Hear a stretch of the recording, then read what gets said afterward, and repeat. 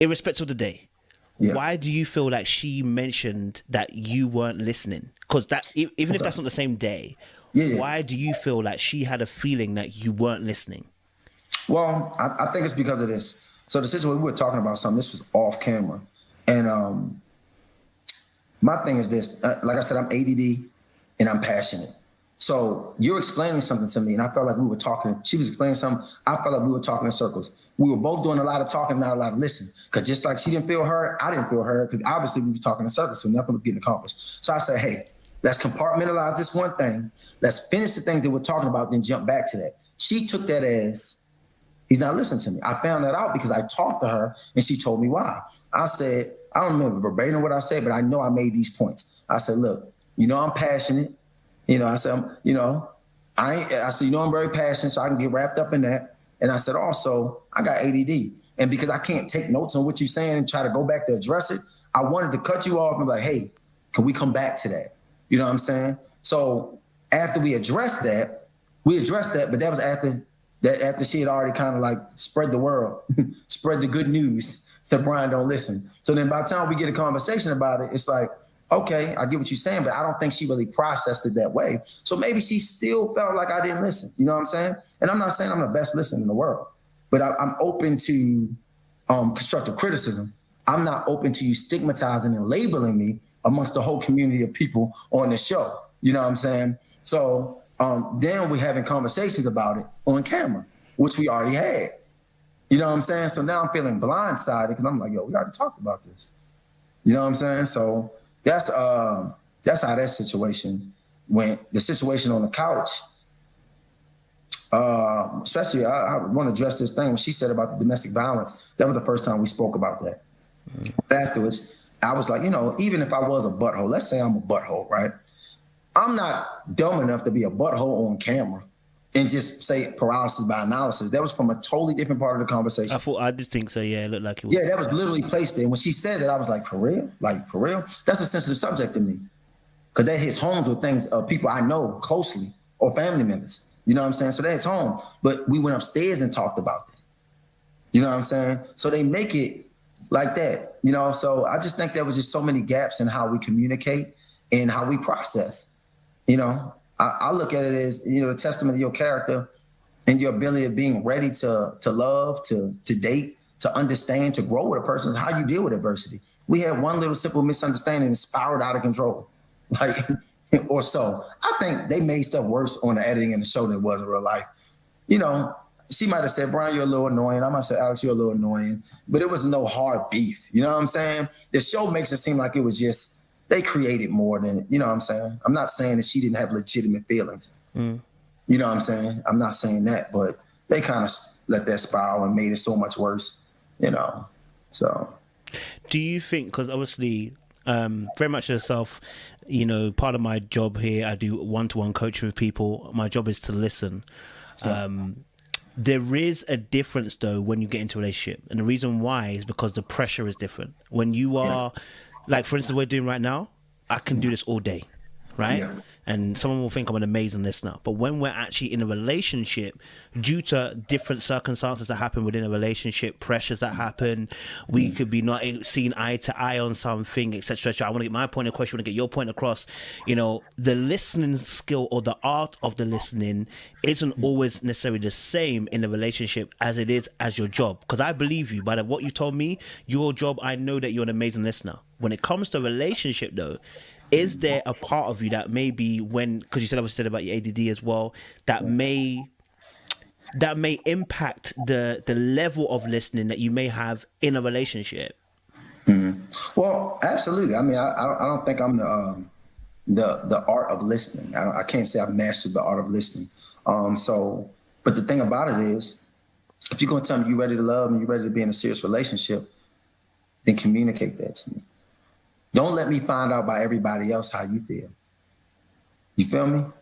Because I believe that's when you're ready to be in a serious relationship, you know how to you care about that person's emotions. You want to protect them emotionally as well as physically.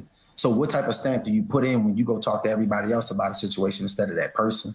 So I am completely open. And like I said, I'll tell her, Like, it's possible. I make mistakes. I can definitely drop the ball. But one thing about me, I'm not no arrogant, stubborn person that you can't talk to. Tell me, I make up words. If I don't know the word, I might make a word up. You feel me? I don't mind saying I made a mistake. I don't mind saying 40 days. Ain't nobody else going to say that. Ain't nobody else really being transparent. Negroes was on there lying, not being real. You feel me?